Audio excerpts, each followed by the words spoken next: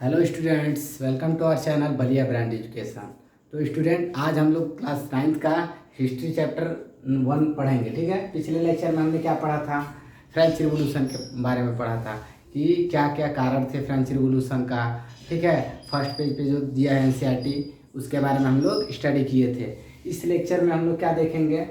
हाँ, ये भी हमने जिक्र किया था पिछले लेक्चर में कि the French society during the late 18th century, कि 18th सेंचुरी के दौरान फ्रेंच सोसाइटी कैसी थी। ठीक है। आपको याद होगा क्लर्जी, नोबिलिटी और मतलब first state, second state, third state में बटा था। थर्ड स्टेट में कौन कौन आते थे? पीजेंट्स, बिजनेसमैन, फिर छोटे मोटे ट्रेडर्स आते थे, लॉयर्स आते थे, ऑफिसियल्स आते थे, जो कोर्ट कचहरी में काम करते थे वो सब आते थे, टीनेंट्स आते थे। ठीक। आज हम लोग क्या देखेंगे? Struggle to survive. ठीक है। नेक्स्ट लेक्चर हम लोग देखेंगे स्ट्रगल टू सर्वाइव, कैसे स्ट्रगल किया गया सर्वाइव के लिए। भाई, जो सोसाइटी थी वो स्टेट्स में बटी थी। कुछ प्रिविलेजेज बाई बर्थ दिए जाते थे फर्स्ट स्टेट सेकंड स्टेट को, जो कि थर्ड स्टेट को कोई प्रिविलेजेज नहीं था।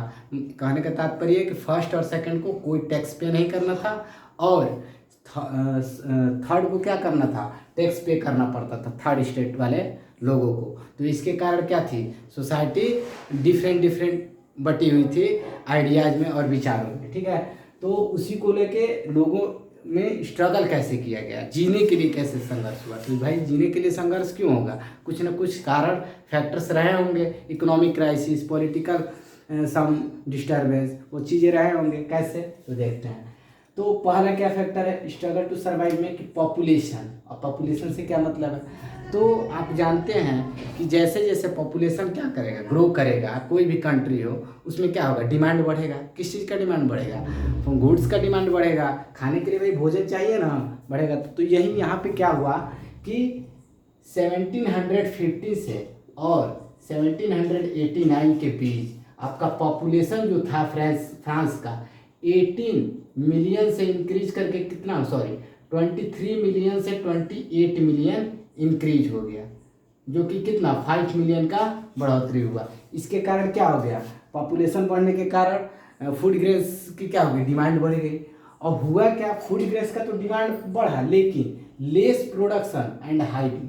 मतलब पॉपुलेशन बढ़ेगा तो डिमांड तो बढ़ेगा ही। ठीक है। लेकिन यहाँ पे हुआ क्या कि प्रोडक्शन कम हो गया। प्रोडक्शन मतलब जो अनाज आप उगा रहे थे उसमें कमी आई। एक तो पॉपुलेशन बढ़ गया और अनाज क्या हो गई? कम प्रोडक्शन हुआ। अनाज कम प्रोडक्शन होने का कारण क्या था? तो ड्रॉट था, सूखा पड़ जाना। ठीक है। फिर ओले पड़ जाना। ठीक। यूरोपियन कंट्री में ज़्यादा हेल पड़ता है, मतलब ओले गिरते हैं ठंडी वगैरह में, तो जिसके कारण फसल क्या हो गई? लगातार मतलब खराब होती चली गई। ठीक। और क्या हुआ? High prizes of goods. अब जाहिर सा बात है भाई, फसल खराब होगा, ठीक, तो गुड्स का दाम बढ़ेगा। ठीक है। जितना ज़्यादा मतलब कोई चीज़ का देखो, पॉपुलेशन बढ़ रहा है तो डिमांड बढ़ रहा है। ठीक। और सप्लाई क्या हो रहा है? कम हो रहा है। तो जब डिमांड बढ़ता है, सप्लाई कम होता है, तो ऑटोमेटिकली क्या होता है? मतलब प्राइजेज बढ़ते हैं, इन्फ्लेशन होता है। ठीक है। इकोनॉमी में आप लोग पढ़ेंगे। ठीक है। तो यहाँ पे क्या होता है? प्राइजेज गुड्स का बढ़ जाता है। ठीक है। और क्या? फिक्स वेजेज, मतलब जो लेबर वगैरह रहते हैं, लेबरर्स का जो होता है या वर्कर्स, उनका क्या होता है? वेजेज फिक्स रहता है। मतलब कोई साहूकार के यहाँ काम कर रहा है तो उनके वेजेज को नहीं बढ़ाया गया। ठीक है। प्राइजेज बढ़ गया लेकिन वेजेज, उनका तनख्वाह नहीं बढ़ा।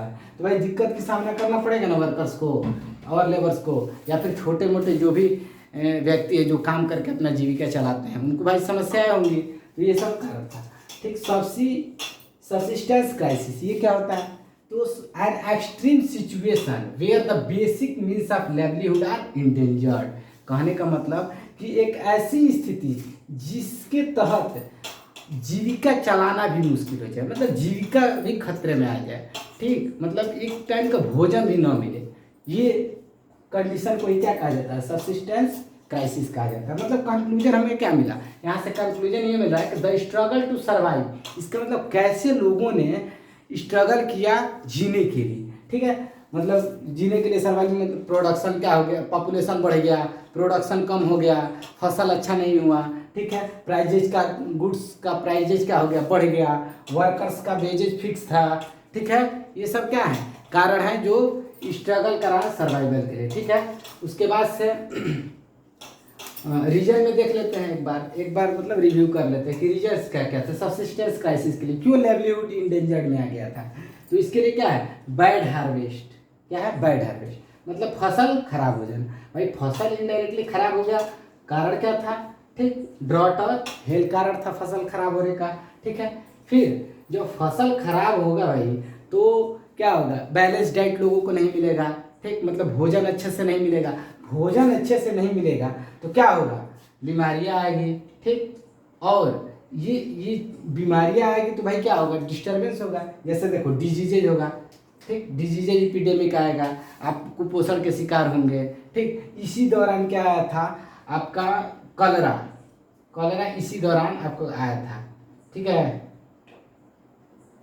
कॉलरा इसी दौरान आपका कॉलरा डिजीज आया था 1817 से। मतलब ये मतलब उस समय क्या था भाई, कॉलरा आज आम बात है कि कॉलरा हो जाता है तो लोग ठीक हो जाते हैं। उस समय नई नई बीमारियां थी, डिस्टर्ब कर मतलब पूरा का पूरा एक को हुआ तो धीरे धीरे होते चला जाता था, और उस समय कोई क्योर नहीं था, मेडिसिन नहीं था, इसलिए लोग डेथ कर जाते थे। तो ये सब कारण थे, ठीक। फिर क्या, poorest can no longer buy the bread, ये भी कारण था कि जब महंगा हो जाएगा ब्रेड रोटी तो क्या होगा, लोग खरीद नहीं पाएंगे, गरीब लोग, ये भी कारण था। अच्छा, इस दौरान हुआ क्या, इस दौरान ये हुआ कि जो पुअर और रिचर में क्या हो गया, और डिफरेंसेस वाइडन हो गए, ज़्यादा चौड़ा गया, मतलब गरीब गरीब होता चला गया और अमीर क्या हो गया, अमीर होता चला गया, ठीक है।